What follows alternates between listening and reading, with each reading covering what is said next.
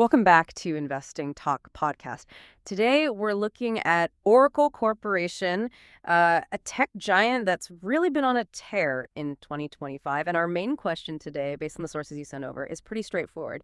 Is Oracle Corporation a good buy right now? Before we jump in, just want to say a big thank you for sending this material our way. Seriously, it's great stuff. And hey, if you want us to look into a specific company, make sure you subscribe, like the show, and drop a comment below with your suggestion. We really do try to shape these conversations around what you're interested in.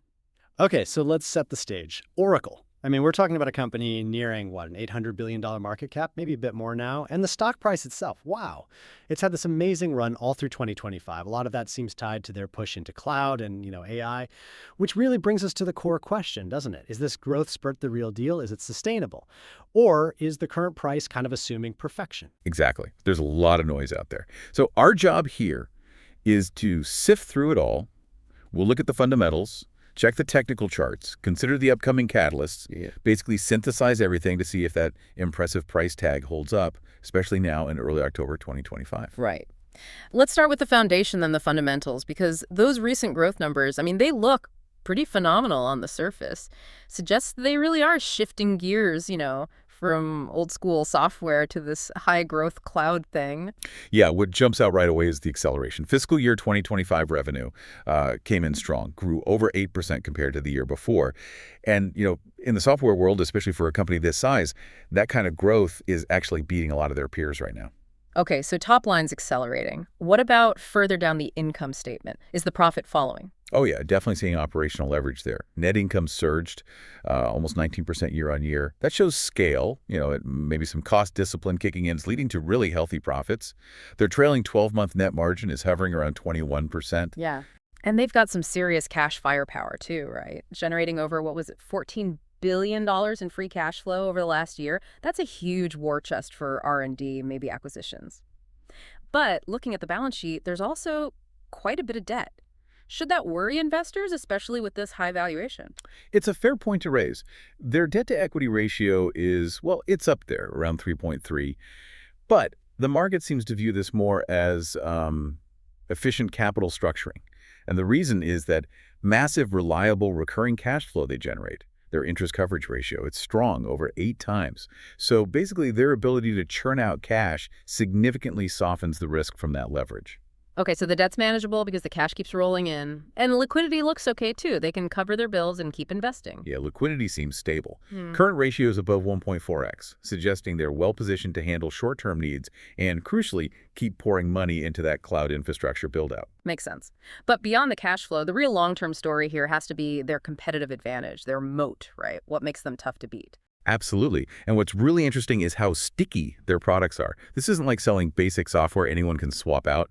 They sell stuff that's absolutely mission critical, embedded deep inside huge global companies. We're talking about things like their Fusion Cloud Suite ERP, HCM, SCM systems, plus NetSuite, and now Oracle Health too. Right. When a massive company runs its entire operation, its finances, its supply chain on your systems, switching just becomes a nightmare. Precisely. The numbers back this up. Recurring cloud and SaaS revenue, that's now the bulk of their segment sales. That locks customers in, creates these incredibly loyal revenue streams. It's a powerful defense against competitors like Microsoft and SAP. Plus, they're not standing still. They're investing heavily in AI-powered cloud solutions, trying to stay ahead in that whole hyperscale AI race. Okay, so fundamentals seem pretty solid, maybe even accelerating. The moat looks strong. So the next logical question is the market recognizing this? What are the technical signals telling us right now? Well, the technical picture is pretty clearly bullish. The stock's been making consistent higher highs and higher lows all through 2025. That confirms a really robust uptrend is in place. Okay, trend is definitely up. So if you're watching this, what are the key price levels to keep an eye on for potential entry or maybe resistance? Yeah, good question. We're seeing strong support building up around that $270 mark. So if the market gets shaky and pulls the stock back, that's a level you'd expect to hold. On the upside, though, the big hurdle is that 52-week high. It's up above $345. Breaking through that cleanly, that's likely going to need some kind of major positive news. And what about the longer-term picture? Are the moving averages confirming this isn't just a short blip? Oh, absolutely. The price is trading well above both its 50-day and its 200-day simple moving averages. So, yeah, that confirms both the short-term and the longer-term trends are looking decidedly positive right now. Sometimes when a stock shoots up like this, though, it gets overbought, right? Due for a pullback. Is that a risk here, you think? Not immediately, it seems. Looking at key momentum indicators like the RSI, it's currently around 62. That shows the stock is bullish, definitely has momentum, but crucially, it's not in that overbought zone yet. So it suggests this rally might still have some room to run before it gets, excessively stretched. And for traders who like a bit more action, the stock's volatility might actually be appealing. Yeah, possibly. Beta is 1.53. Basically, that means it tends to move moderately more than the overall market. So during bull runs, you can get more pronounced upside. Of course, the flip side is sharper drops during pullbacks. Okay, makes sense. What about the pros? The analysts, the big institutions, are they buying into this cloud transformation story? Institutional confidence seems pretty high, actually. If you look at analyst ratings, the consensus is generally a moderate buy. The average price target is hovering just over $300. But you do have some firms like UBS, for example, setting targets way up at $400. And importantly, institutional funds were reported as net buyers of the stock in the third quarter of 2025. Okay, but for a balanced picture, we should probably mention the insider selling too, right? I think the sources noted over $31 million in sales recently. Yeah, it's important context. It definitely raises the flag initially. But digging into the data, it looks like a lot of those sales were related to exercising stock options and then selling shares, which, is pretty common after a stock has had such a strong, sustained run-up. It doesn't necessarily signal a loss of faith from insiders, especially when you see institutions continuing to buy on balance. Got it. Okay, let's shift gears then to the road ahead, the catalysts. Given that high valuation we talked about, what events are coming up that could really move the needle here in the near term? Right, because the market needs fuel to keep this going. And Q4 2025 actually looks pretty packed with potential drivers. The most immediate one is the Financial Analyst Day on October 16th. This is a big one.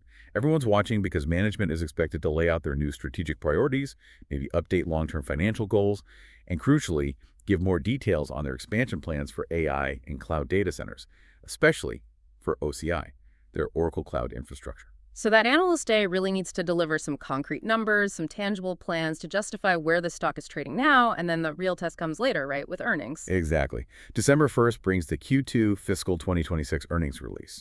That's kind of the moment of truth. This report needs to validate everything they talk about at the Analyst Day. Investors will be laser-focused on OCI revenue growth and proofs that those big enterprise AI deployments are actually delivering results. Strong numbers there would really cement the bullish case. Okay, those are the scheduled events. What about more speculative stuff? Is there any market buzz or rumors floating around that could impact the stock? Yeah, there's definitely chatter. A lot of it centers on potential new generative AI product launches, leveraging their huge data advantage. And maybe even more importantly, rumors about deeper cloud partnerships keep swirling. Imagine if they announced a significant tie-up with a major AI player or landed a massive new global client for OCI. That kind of news could definitely provide the spark needed to break that $345 resistance level. And we probably shouldn't forget M&A either. They're sitting on a pile of cash. Could they make a big move? Absolutely. That cash-rich balance sheet gives them options. Market watchers often speculate about potential transformative acquisitions, maybe in health tech or more SaaS companies.